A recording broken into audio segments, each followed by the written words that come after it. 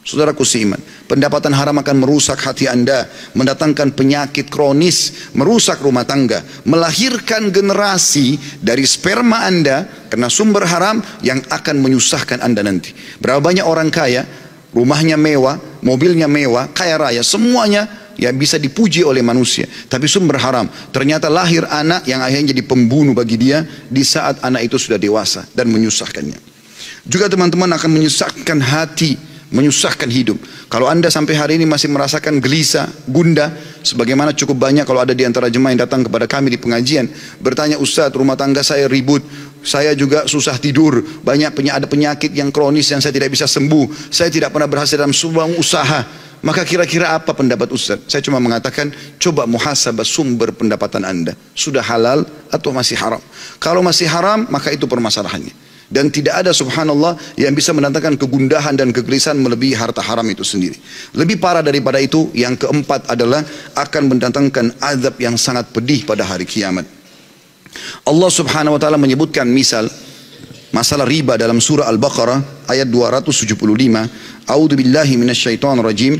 Alladzina ya'kuluna riba la yaqumuna illa kama yaqumu alladzi yatakhabbathu asyaitanu minan mas. Dzalika bi annahum qalu innamal bay'u mithlu riba wa ahallallahu al-bay'a wa harrama ar-riba. Faman ja'ahu mau'izatun min rabbi fantaha falahu ma salafa amru ila Allah. Wa man ada faulaika ashabun nari hum fiha khalidun. Orang-orang yang terus saja memakan riba, maka engkau akan temukan kalau setelah sampai kepada dia argumentasi ini nggak boleh, haram, tapi dia tidak mau dengar, mereka tidak dapat berdiri melainkan seperti berdirinya orang yang kemasukan syaitan lantaran tekanan penyakit gila. Kata sebagian ulama, stres yang sangat tinggi membuat akhirnya karena terlilit utang dan banyaknya bunga bank atau bunga riba membuat akhirnya mereka seperti orang gila. Keadaan mereka yang demikian itu karena mereka coba terus berpendapat mengatakan jual beli sama saja dengan riba, sedangkan Allah menghalalkan jual beli dan Allah mengharamkan riba.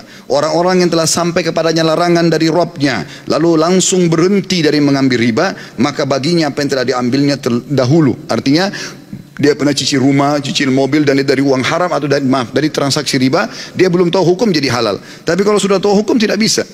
Lalu Allah mengatakan dan urusannya terserah kepada Allah. Orang yang mengulangi mengambil riba setelah jelas padanya argumentasi, maka Allah mengatakan mereka adalah penghuni neraka dan mereka akan kekal di dalamnya. Di dalam sebuah hadis riwayat Tabarani, kata Nabi SAW, ayyuma lahmin nabata min suhtin fannaru awla bih. Sesungguhnya daging yang tumbuh dari pendapatan yang haram, maka neraka lebih pantas baginya. Saudaraku seiman, disebutkan dalam statement yang disampaikan oleh seorang sahabat yang mulia, dia mengatakan juga kalimat yang sederhana tapi sangat besar sekali efeknya. Sa'ad bin Abi Waqqas radhiyallahu anhu, beliau berkata, tidaklah aku mengangkat satu suap ke mulutku melainkan aku dalam keadaan mengetahui pasti dari manakah datangnya dan dari mana keluarnya. Kalau saya pun yang beli, sumber saya dari mana? Kalau saya dikasih sama orang lain, saya tahu dari mana sumbernya orang itu. Wahab bin Munabbi juga berkata, barang siapa yang ingin doanya dikabulkan Allah Ta'ala, maka hendaklah ia memperbaiki makanannya. Kita teman-teman sekalian, banyak di antara muslimin yang coba mencari alasan untuk membenarkan yang haram supaya jadi halal. Dan ini sebenarnya sifat kaum Yahudi. Dan kita tidak boleh seperti mereka. Haram dalam Islam, haram tidak akan berubah sampai hari kiamat. Dan itu disuruh kita pelajari untuk dijauhi. Halal dalam Islam, kita disuruh pelajari dan nikmati. Nabi SAW mengatakan dalam hadis tentang sifat orang Yahudi dalam hadis Bukhari, qatalallahu al-yahud lamma harramallahu alaihim syuhumaha jamaluhu thumma ba'uhu fa'aqaluha.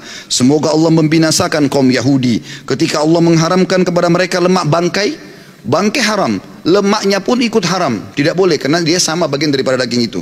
Lalu mereka menyiasatinya dengan cara mereka menarik, mengeluarkan lemak itu, kemudian mereka mengeringkannya, lalu mereka menjual dan memakan nilainya.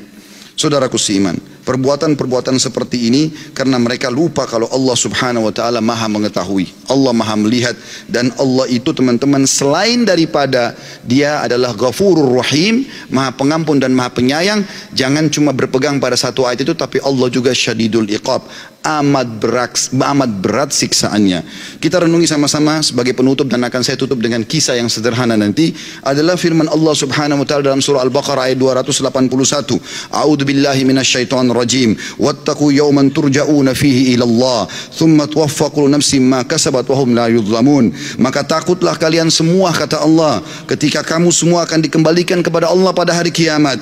Kemudian setiap orang diberi balasan yang sempurna sesuai dengan apa yang telah dilakukannya, dan mereka tidak akan dizalimi sedikit.